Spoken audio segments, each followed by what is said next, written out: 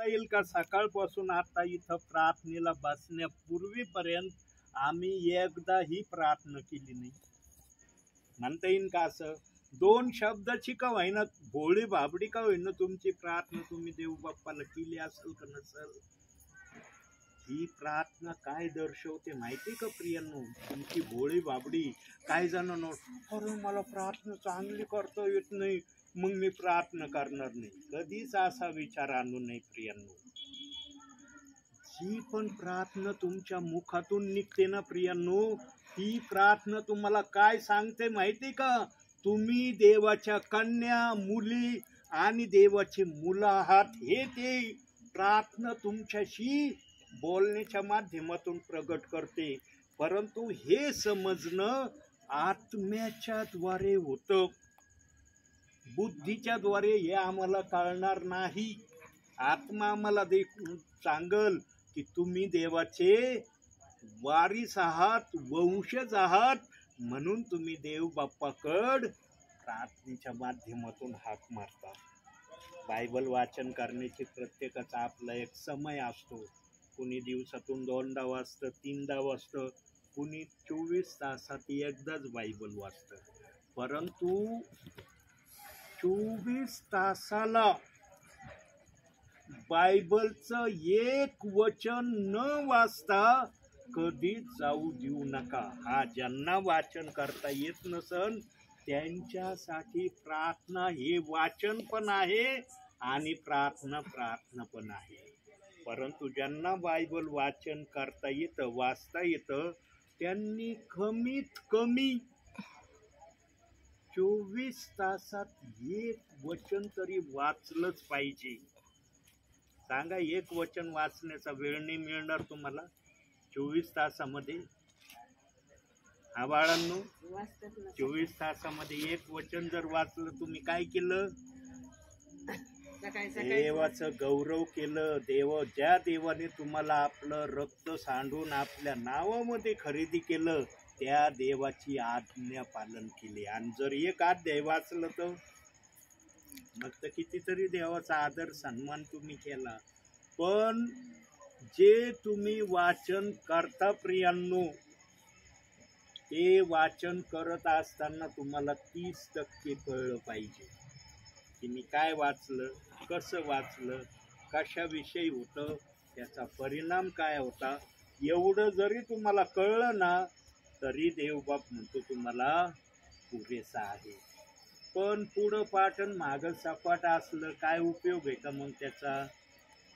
प्रियांनो, असं बायबल कधीच वाचन करू नका. रात्री मी कोठी या ठिकाणी संदेश देत होतो काल रात्री.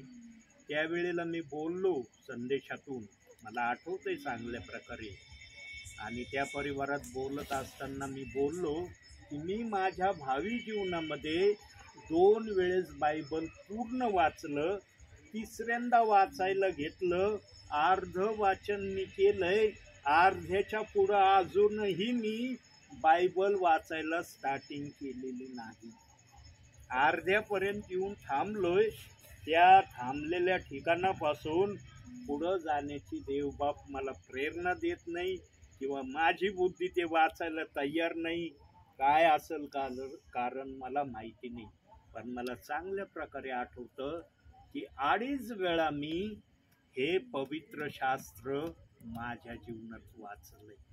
आणि 2.5 वेळेस वाचन केलेल्या शास्त्रातून देव बाप्पाने मला 30% हे शास्त्र समजू दिलं. म्हणून आज माझ्या हातात वही असो, बायबल नसो, काही जरी नसलं तरी पवित्र आत्म्याच्या प्रेरणेने मी संदेश सांगायला आरंभ करतो. दिसलं कधी मी कुठं अडखळलोय, कुठं थांबलोय, कुठं गडबडलोय? का दिसलं नाही? कारण आडात असलं ना पावरा टाकला बरोबर येणार, पण आडातच काही नसलं ना मग तिथं काही होणार नाही. माझ्या आडात मी थोडंसं कच ठेवलेलं आहे, पण देवबाप त्याच थोड्यातून आपल्या विश्वासणाऱ्यांना माझ्या मार्फत चालवतो. म्हणून वचनात सांगितलंय, ज्याने जादा जमा केलं त्याचं कमी भरलं नाही, आणि ज्याने कमी जमा केलं त्याचं जादा भरलं नाही, समसमाम सर्वांचं राहिलं. या गोष्टी का प्रभू सांगतो? कारण ज्यांनी माझ्यासाठी श्रम घेतले त्यांना मी आशीर्वाद दिल्याशिवाय राहणार नाही. आणि सेवकाच्या हृदयामध्ये वचन असणं गरजेचं आहे. प्रियांनो, प्रभू येणार आहे. काय तयारी तुमची चालली प्रभूच्या स्वागतासाठी? काही तयारी करतात का? एक दिवस दाखवला, आता दुसरा दिवस प्रभू दाखवीन, अशा अनुषंगाने चाललात. यांनो, आभार माना. देवबाप्पाकडे एवढा शब्द प्रार्थनेत ठेवा. देवबाप्पा त्या चोराने अंतिम समयात शब्द वापरला, काय? तू जेव्हा आपल्या राजवैभवाने येशील तेव्हा माझी आठवण कर. बोलला का नाही एवढाच एक शब्द? त्या शब्दाच्या पुढे त्याच्या मुखातून शब्द निघाला का? नाही निघाला.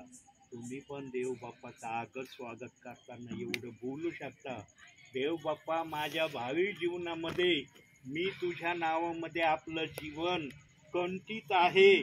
मला पण जेव्हा तू येशील तेव्हा आपल्या स्वर्गामध्ये घेण्यासाठी मला लायक बनव. एवढं तो शब्द तुम्ही बोलू शकता ना? मला स्वर्गात यायचंय प्रभू, मी स्वर्गात येण्याच्या आशेनेच तुझ्या नावावर विश्वास ठेवलाय.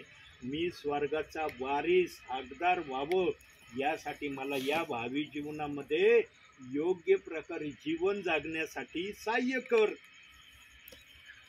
प्रार्थनेमध्ये पण एक काहीतरी विषय असला पाहिजे की प्रार्थनेमध्ये मी काय देवाला मागितलंय किंवा देवबाप्पाकडून मी काय घेण्याची अपेक्षा केली, या आम्ही सोच समजून प्रार्थनेमध्ये विषय ठेवले पाहिजे. तर प्रार्थना करायची म्हणून केली, बस आमीन म्हटलं, संपला विषय. असं नाही प्रियांनो. तुम्ही स्वर्गाचे वारीसदार आहात, हकदार आहात ना, तर तुमचा आत्मा स्वर्गामध्येच प्रभू आल्यावर दिसला पाहिजे. या अनुषंगाच्या प्रार्थना तुमच्या झाल्या पाहिजे.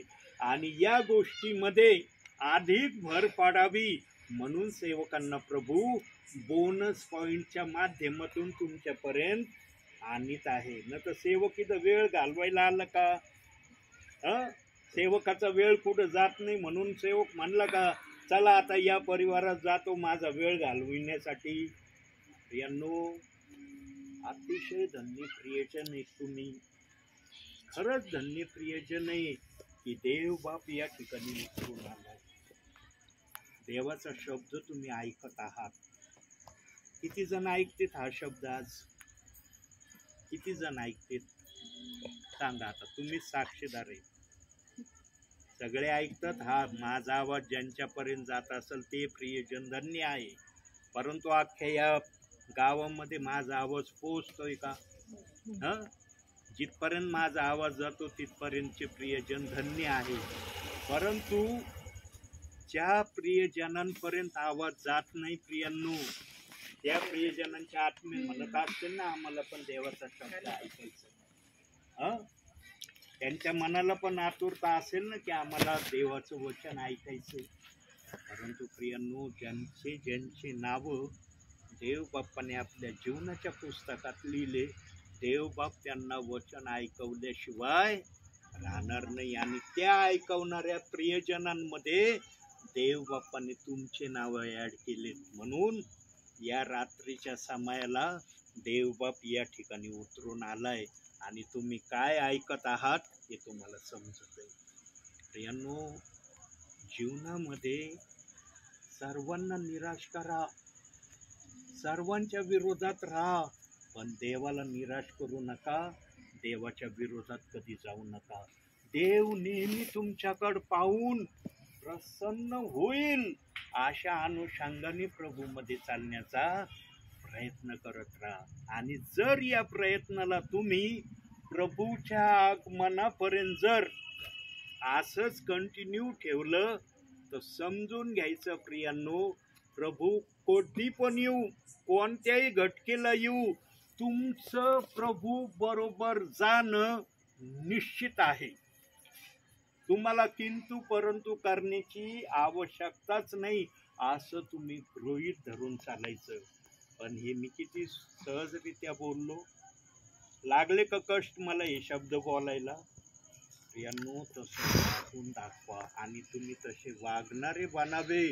म्हणून देवबाप प्रत्येक वेळेला मला म्हणतो, बाळा आज मी या परिवारात आहे. आणि मी प्रभूचा शब्द ऐकल्यावर प्रभूच्या शब्दाला प्रतिउत्तर करत नाही. प्रभूने दाखवलं लगेच मी येतो. का येतो? कारण तुमची आत्मिक वाढ प्रभूमध्ये अधिक मजबूत व्हावी या अनुषंगाने देवबाप मला या ठिकाणी प्रत्येक वेळेला आणतो आणि तुम्ही तसं आत्मिकरित्या वाढावं अशी देव तुमच्याकडूनही अपेक्षा करतो. म्हणून आजच्या या छोट्याशा संदेशातून देवबाप तुम्हाला आणि मला भरपूर आणि भरपूर आशीर्वाद देऊ. आमेन.